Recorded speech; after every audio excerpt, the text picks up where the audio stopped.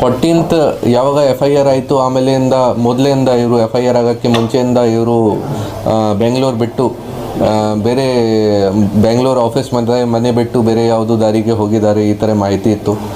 ನಮ್ಮ ಟೀಮ್ ವಗೇರೆ ಎಲ್ಲ ಇವರದು ಬೆಂಗಳೂರಲ್ಲಿ ಯಾವ ಪ್ಲೇಸಸ್ ಇತ್ತು ಆಫೀಸ್ ಮತ್ತು ಮನೆ ವಗೇರೆ ಅದು ಎಲ್ಲ ಹುಡುಕಿ ಸರ್ಚ್ ಮಾಡಿ ಆಮೇಲೆ ಬೇರೆ ಜಾಗ ಯಾವುದು ಹೊರಗಡೆ ಹೋಗಿದ್ದಾರೆ ಈ ಥರ ನಮಗೆ ಮಾಹಿತಿ ಬಂದಿತ್ತು. ಆಮೇಲೆ ನಾವು ಸೆಪ್ರೇಟ್ ಟೀಮ್ಸ್ ಮಾಡಿ ಈ ಆರೋಪಿಗೆ ಟ್ರೇಸ್ ಮಾಡಬೇಕು, ಸೆಕ್ಯೂರ್ ಮಾಡಬೇಕು, ಆ ವಿಚಾರ ಬಗ್ಗೆ ನಾವು ಪ್ರಯತ್ನ ಮಾಡಿದ್ದೀವಿ. ಸೊ ಲಾಸ್ಟ್ 10-12 ಡೇಸಿಂದ ಇದು ನಡ್ತಾ ಇತ್ತು. ಆಮೇಲೆ ನಮಗೆ ನಿನ್ನೆ ಆರೋಪಿ ರಾಜೀವ್ಗೌಡ ಅವರು ಕೇರಳ ಮಲ್ಲಪುರಂ ಡಿಸ್ಟ್ರಿಕ್ ಅಲ್ಲಿ ಒಂದು ಹೋಟೆಲ್ ಹತ್ರ ಸಿಕ್ಕಿದ್ದಾರೆ. ಅವ್ರ ಜೊತೆಗೆ ಇನ್ನೊಬ್ಬರು ಪರ್ಸನ್ಸ್ ಇತ್ತು, ಅವರು ಕೂಡ ಅವ್ರಿಗೆ ಸ್ವಲ್ಪ ಹೆಲ್ಪ್ ವಗೇರೆ ಮಾಡಿದ್ದಾರೆ, ಶೆಲ್ಟರ್ ವಗೇರೆ ಕೊಟ್ಟಿದ್ದಾರೆ.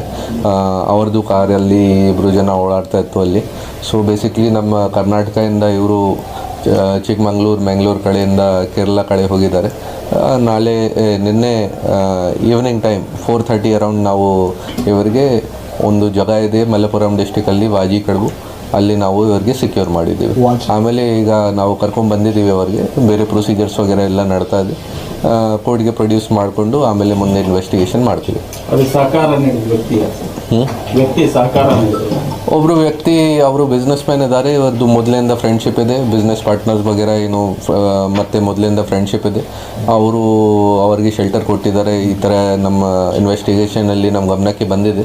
ಅವ್ರಿಗೆ ಕೂಡ ನಾವು ಸೆಕ್ಯೂರ್ ಮಾಡಿ ಅವ್ರದ್ದು ಕೂಡ ಇಂಟರ್ಗೇಷನ್ ವಗೇರೆ ಮಾಡ್ತಾ ಇದ್ದೀವಿ. ಏನು ಹೆಲ್ಪ್ ಮಾಡಿದ್ದಾರೆ, ಏನೇನು ಮಾಡಿದ್ದಾರೆ, ಅವ್ರ ಮೇಲೆ ಕೂಡ ಕ್ರಮ ತಗೊಳ್ತೀವಿ.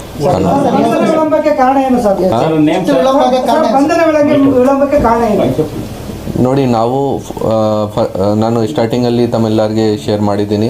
14th ಯಾವಾಗ ಕೇಸ್ ರಿಜಿಸ್ಟರ್ ಆಗಿತ್ತು ಅದಕ್ಕಿಂತ ಆ ಟೈಮಿಂದ ನಾವು ಸೆಕ್ಯೂರ್ ಮಾಡೋಕ್ಕೆ ಆರೋಪಿಗೆ ಪ್ರಯತ್ನ ಸ್ಟಾರ್ಟ್ ಮಾಡಿದ್ದೀವಿ. ಬಟ್ ಅದನ್ನು ಅವರು ತಪ್ಪಿಸ್ಕೊಂಡು ಅಲ್ಲಿಂದ ಬೆಂಗಳೂರಿಂದ ಅಬ್ಸ್ಕಾಂಡಿಂಗ್ ಆಗಿತ್ತು.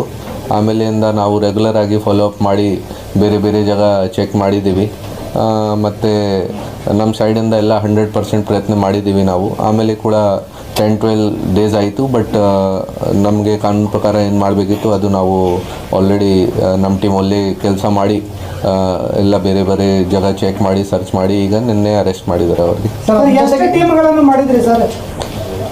ಬೇಸಿಕ್ಲಿ ನಮ್ಮ ಶಿಲ್ಘಟ್ಟ ಇನ್ಸ್ಪೆಕ್ಟರ್ ಮತ್ತು ನಮ್ಮ ಸೈಬರ್ ಇನ್ಸ್ಪೆಕ್ಟರ್ ವಗೇರೆ ರೆಗ್ಯುಲರ್ ಆಗಿ ಕೇಸಲ್ಲಿ ಹೆಲ್ಪ್ ಮಾಡಿದ್ದಾರೆ. ಮತ್ತು ಆಮೇಲೆ ಸ್ವಲ್ಪ ನಮಗೆ ಸಿನ್ಸ್ ಲೇಟ್ ಆಗ್ತಾಯಿತ್ತು. ಸೊ ಬೇರೆ ಜನ ಇನ್ಸ್ಪೆಕ್ಟರ್ಸ್ ಬೇರೆ ರೇಂಜ್ ಅಲ್ಲಿ ಬೇರೆ ಇನ್ಸ್ಪೆಕ್ಟರ್ಸ್ಗೆ ಕೂಡ ನಾವು ಅವರಿಂದ ಕೂಡ ಹೆಲ್ಪ್ ತೊಗೊಂಡಿದ್ದೀವಿ ಸ್ವಲ್ಪ.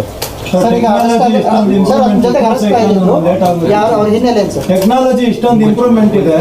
ನೀವು ಗುಜರಾತ್ ರಾಜಸ್ಥಾನದಲ್ಲಿ ಕಳ್ಳರನ್ನ ಹಿಡ್ಕೊಂಡು ಬರ್ತೀರಾ, ಬಟ್ ಈ ಜಿಲ್ಲೆ ಒಳಗಡೆ ಆರೋಪಿನ ಹಿಡಿಯೋದಕ್ಕೆ ಲೇಟ್ ಆಯಿತು. ಪ್ರಭಾವಿಗಳದ್ದೇನಾದರೂ ಹಸ್ತಕ್ಷೇಪ ಇದೆಯಾ? ನೋಡಿ, ಈ ಥರದ್ದು ನಾನು ಏನು ಹೇಳೋಕ್ಕೆ ಹೋಗಲ್ಲ. ನನ್ನ ಪ್ರಕಾರ ನಮ್ಮದು ಏನು ಡ್ಯೂಟಿ ಇದೆ, ನಮ್ಮ ಕೆಲಸ ಏನಿದೆ, ಕಾನೂನು ಪ್ರಕಾರ ಅರೆಸ್ಟ್ ಮಾಡಬೇಕಿತ್ತು. ಅದನ್ನು ನಾವು ತುಂಬ ಫುಲ್ ಎಫರ್ಟ್ಸ್ ಮಾಡಿ ನಮಗೆ ಯಾವಾಗ ಪೂರ್ಣ ಮಾಹಿತಿ ಬಂದಿತ್ತು ನಮಗೆ ಸಿಕ್ಕಿದ್ದಾರೆ, ನಾವು ಅರೆಸ್ಟ್ ಮಾಡಿದ್ದೀವಿ. ಮತ್ತು ಕಾನೂನು ಪ್ರಕಾರ ಇನ್ವೆಸ್ಟಿಗೇಷನಲ್ಲಿ ಮುಂದೆ ಹೇಗೆ ಹೋಗಬೇಕು, ಏನು ಮಾಡಬೇಕು ಅದು ಮಾಡ್ತೀವಿ. ಯಾವ ಕೇಸಲ್ಲಿ ಕೋರ್ಟ್ ಇದೆ ಅದೇ ಕೋರ್ಟಲ್ಲಿ ಪ್ರೊಡ್ಯೂಸ್ ಮಾಡಬೇಕು. ಶಿಲ್ಘಟ್ಟಲ್ಲಿ ಕೇಸ್ ಇದೆ, ಶಿಲ್ಘಟ್ಟಲ್ಲಿ ಪ್ರೊಡ್ಯೂಸ್ ಮಾಡಬೇಕು. ಸರ್, ಈಗ ಅದನ್ನ ಜೊತೆಲಿ ಅರೆಸ್ಟ್ ಆಗೋರು ಯಾರು ಸರ್? ಅವ್ರ ಹೆಸರು ಮೈಕಲ್ ರಿಗೋ ಇದೆ. ಅವರು ಬಿಸ್ನೆಸ್ ಮ್ಯಾನ್ ಇದ್ದಾರೆ. ಫರ್ನಿಚರ್ ಕೆಲಸ ವಗೇರೆ, ಫರ್ನಿಚರ್ ಬಿಸ್ನೆಸ್ ವಗೇರೆ ಮಾಡ್ತಾ ಇದ್ದಾರೆ ಅವರು. ಬಟ್ ಅವರು most probably I think around 60 age ಇದೆ ಅವ್ರದ್ದು. ಇವರಿಗೆ ಮೊದಲಿಂದ ಫ್ರೆಂಡ್ಶಿಪ್ ವಗೇರೆ ಇದೆ, ಮೊದಲಿಂದ ಪರಿಚಯ ಇದೆ. ಸೊ ಬೆಂಗಳೂರಲ್ಲಿ ಅವ್ರದ್ದು ನೇಟಿವ್ ಬೆಂಗಳೂರು ಇದೆ. ಬೆಂಗಳೂರಲ್ಲಿ ಹೋಗುವಾಗ ಆ ಟೈಮ್ಗೆ ಶೆಲ್ಟರ್ ವಗೇರೆ ಕೊಟ್ಟಿದ್ದಾರೆ. ಆಮೇಲೆ ಇವ್ರದ್ದು ಕಾರಲ್ಲಿ ನಿನ್ನೆ ನಮಗೆ ಸಿಕ್ಕಿದ್ದಾರೆ ಇಬ್ಬರು ಜನ. ಇವ್ರದ್ದು ಒಂದು ಮಾರುತಿ ಬ್ರೆಜಾ ಕಾರ್ ಇದೆ, ಆ ಬ್ರೆಜಾ ಕಾರಲ್ಲಿ ಇಬ್ಬರು ಜನ ಸಿಕ್ಕಿದ್ದಾರೆ ನಿನ್ನೆ ನಮಗೆ. ಕಾರ್ ಸೀಸನ್ ಹೌದು ಸರ್.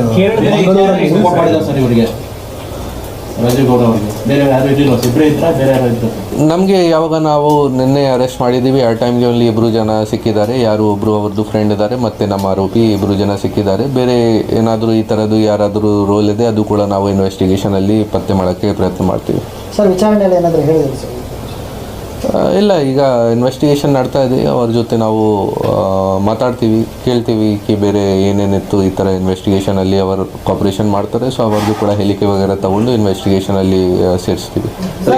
ಮುಖ್ಯ ಹಾಕಿದ್ರಲ್ಲ ಸರ್, ಈಗ ಆ ಆಡಿಯೋಗೆ ಮ್ಯಾಚ್ ಆಗುತ್ತೆ ಸರ್? ಅದು ಇನ್ವೆಸ್ಟಿಗೇಷನ್ದು ಪಾರ್ಟ್ ಇದೆ. ವಾಯ್ಸ್ ಸ್ಯಾಂಪಲ್ ವಗೇರ ತಗೊಂಡು ಅದನ್ನು ಚೆಕ್ ಮಾಡಬೇಕು, ಮತ್ತು ಕಾಲ್ ಡೀಟೇಲ್ಸ್ ವಗೇರ ತಗೊಂಡು ಅದನ್ನು ಚೆಕ್ ಮಾಡಬೇಕು. ಇನ್ವೆಸ್ಟಿಗೇಷನಲ್ಲಿ ಚೆಕ್ ಮಾಡ್ತೀವಿ ನಾವು.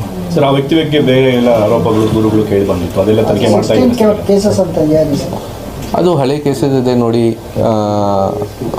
ನಾನು ಚಿಂತಾಮಣಿ ASP ಇದ್ದಾಗ ಆ ಟೈಮ್ಗೆ ಅಟ್ರಾಸಿಟಿ ಕೇಸಸ್ ನಾನೇ ಇನ್ವೆಸ್ಟಿಗೇಟ್ ಮಾಡಿದ್ದೀನಿ. ಬೇರೆ ಫೈನಾನ್ಷಿಯಲ್ ಫ್ರಾಡ್ಸ್ ವಗೇರ ರಿಲೇಟೆಡ್ ಕೇಸಸ್ ವಗೇರ ಇದೆ. ಸೊ ಆ ಕೇಸಸ್ದು ಡೀಟೇಲ್ಸ್ ಆಲ್ರೆಡಿ ಅವೈಲೇಬಲ್ ಇದೆ.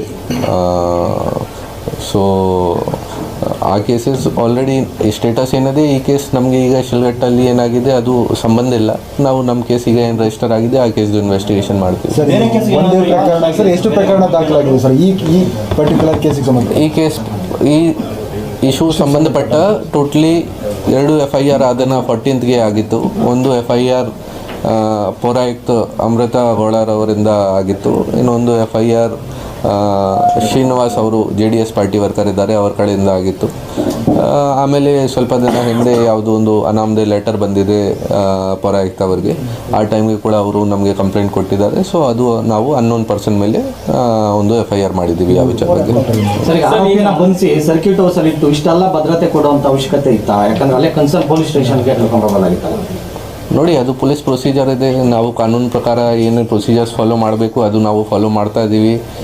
ಯಾವ ಜಾಗ ಕರ್ಕೊಂಡು ಹೋಗಬೇಕು, ಯಾವ ಜಾಗ ಕರ್ಕೊಂಡು ಹೋಗಬಾರ್ದು, ಅದು ಪೊಲೀಸ್ದು ಡಿಸಿಷನ್ ಇದೆ. ನಾವು ನಮ್ಮ ಡಿಸಿಷನ್ ನಾವು ಹೇಗೆ ಥರ ಮ್ಯಾನೇಜ್ ಮಾಡಬೇಕು ಸಿಚುವೇಶನ್ ಅದೇ ಥರ ನಾವು ಮಾಡ್ತಾ ಇದ್ದೀವಿ. ಸಾಕೋಟೆ ಕಾರ್ ವಾಟರ್ ಪ್ಯೂರಿಫೈರ್ಸ್ ಅಂತ ಹೇಳ್ಬಿಟ್ಟು ಹೋಲ್ಸೇಲ್ ದರದಲ್ಲಿ ಚಿಕ್ಕಬಳ್ಳಾಪುರದಲ್ಲಿ ಪ್ರಪ್ರಥಮ ಬಾರಿಗೆ 5,500ಕ್ಕೆ ವಾಟರ್ ಪ್ಯೂರಿಫೈರ್ ಲಭ್ಯ ಇದೆ. 5,500 ಇಲ್ಲಿ ನಮ್ಮ ಅಂಗಡಿಯಲ್ಲಿ RO UV UF TDS ಖಾಲಿ 5,500 ಬರುತ್ತೆ. ನಮ್ಮ ಅಂಗಡಿಯಲ್ಲಿ ಬನ್ನಿ.